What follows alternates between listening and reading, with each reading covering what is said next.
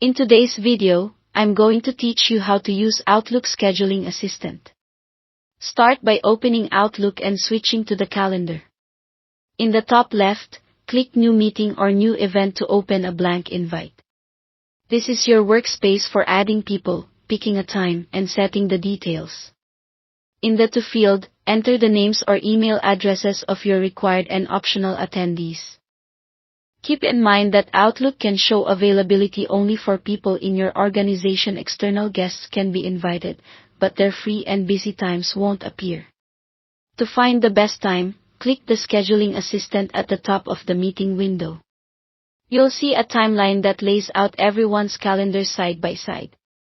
Green areas indicate available time, and red blocks show conflicts where someone's already booked.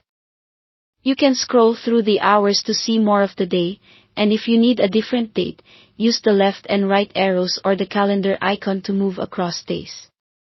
For a shortcut, look at Suggested Times, sometimes called Auto-Pick, which highlights slots where all required attendees overlap.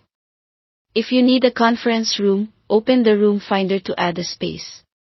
It will display room availability alongside your attendees so you can lock in a place that's free at the same time.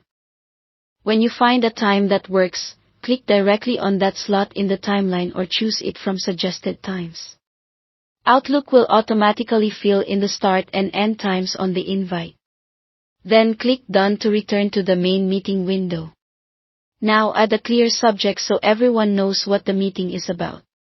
Set a location, or leave it as an online meeting if that's your default, and include any notes or an agenda in the body to help attendees prepare.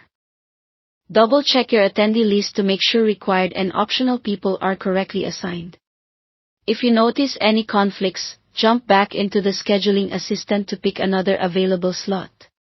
When everything looks right, click Send. Outlook will place the meeting on everyone's calendars and track responses so you can see who's accepted, declined, or proposed a new time. If you need to make changes later, open the event, revisit Scheduling Assistant to verify availability, and send an update. That's all to it. Thanks for watching.